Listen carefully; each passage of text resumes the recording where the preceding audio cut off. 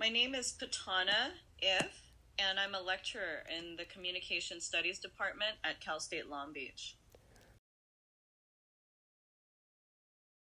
It was Monday, October 7th, around, I want to say it was 3:48 in the afternoon, and we were in the middle of persuasive speeches in my class, and we call that round the Shark Tank. So the students are really energized and excited. One of the policies that I have during speeches in class is that I have all my students put their technology away, so that way they can give the speakers in class, their peers and their colleagues, their full attention, because it's a test in listening actively and intentionally and offering support and rapport. One of my students, Christine, she spoke up after the second speaker delivered their speech, and she said, "Professor Ith, I'm sorry. I know we're not supposed to have our phones out, but I just got this notification that there's a credible threat on campus and to stay indoors." And I said, okay, when I heard that, I thought, oh, this is maybe a drill, or maybe it's not a drill. So I paused and I told the class just to stand by while I confirmed the information I got. And I went to my computer monitor inside the classroom and I checked online. I checked my emails and my notifications online, and sure enough, my email notification confirmed what the student had said. It was just 3 sentences, and I'll never forget that moment. It said, "There was a credible threat on campus. Stay indoors and secure in place. This is not a drill."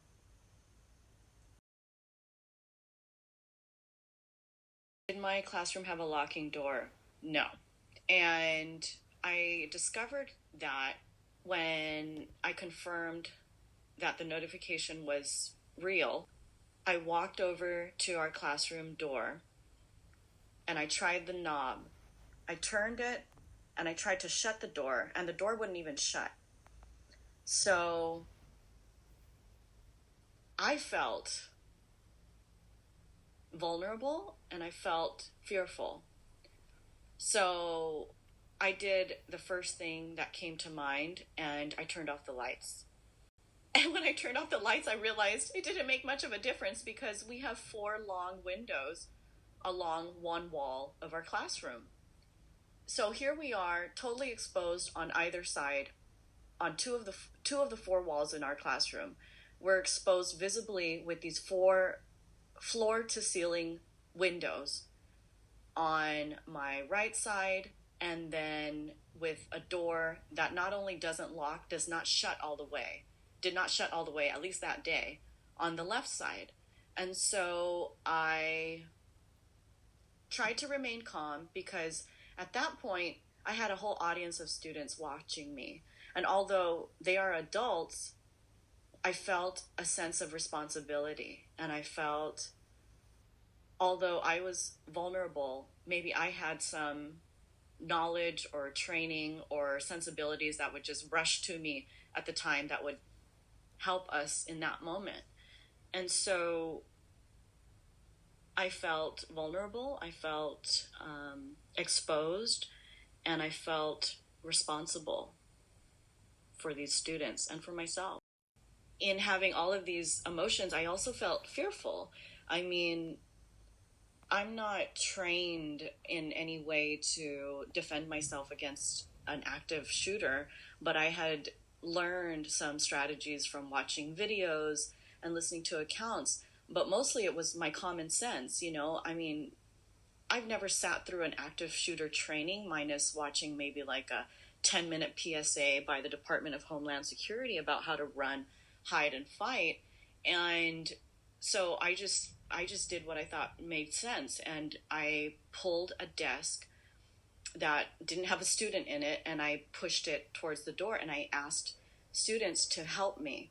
Two two students who, I might add, were probably the quietest students all semester long, got to work so quickly. I've never seen two people respond so quickly. They got up, and there were two women also. They got up and they helped me move desks towards the door. At that point, another student, who's also quite quiet in class, said, "Professor If, I learned from somewhere that if someone has a belt, they could wrap it around the door hinge to secure the door so it won't open from the outside." And I was like, great idea. So I turned around to the class and I asked, who has a belt? And one of my students, Victor, he quickly took his belt off and held it up in the air like a prize. And he said, "I have a belt." So we said, okay, let's help him. So he stood up on one of the desks that we were already using to create a barricade, and we held it steady so that way he could secure the hinge. And he did that.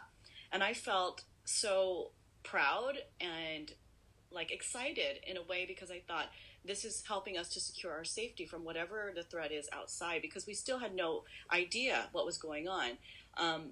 It was incredible because he tried the door, and indeed it worked just like, our student said, Ariel, that it would keep the door shut. So he got down, and we continued to stack the chairs and create a barricade. And at that point, I asked students to get away from the windows, get away from the door, and just sit on the floor, because I didn't want whatever the threat was from outside to notice bodies inside the class.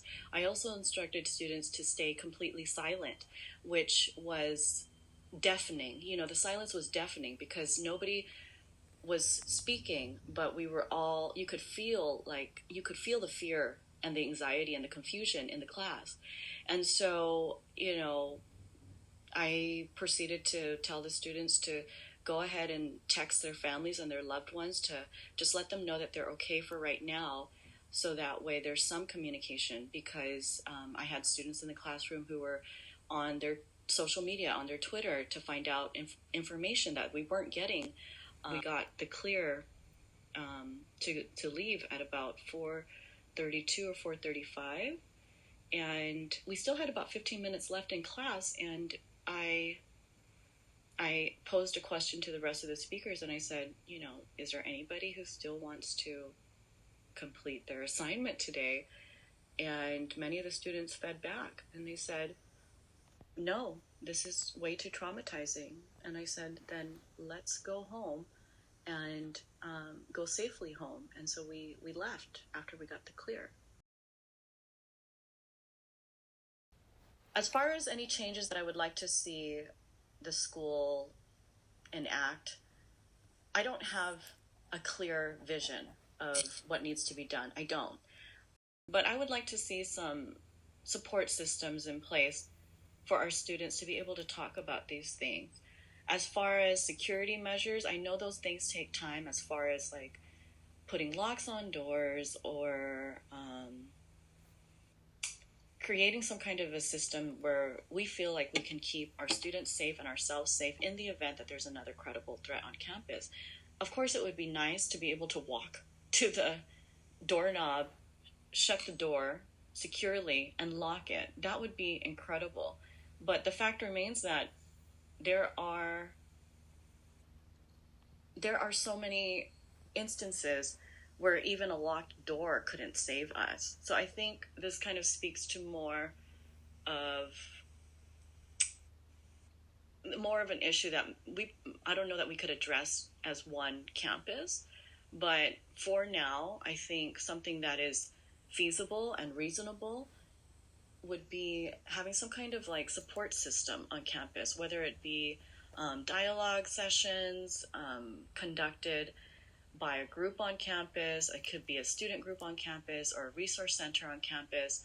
I don't want to, offload the task or the burden of the task on anybody or any one organization, but even like a coalition of groups who care about our students' mental health and emotional well-being, so they don't feel threatened just to come to class, and to help them through this. Like we should not be desensitized to the fact that we were confused, anxious, and fearful for a solid 45 minutes, sitting in the dark, sitting on the floor, sitting in silence, texting our families.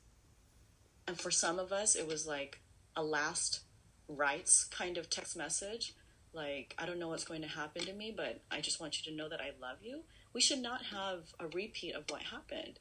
I don't know how to fix that, and I don't know how the campus can support that, but I know that having some kind of support system and having a safe space where we can talk about this and how we feel about it, for me, I know that that's helped me, but I don't know, I don't have a clear vision of how that could be worked out.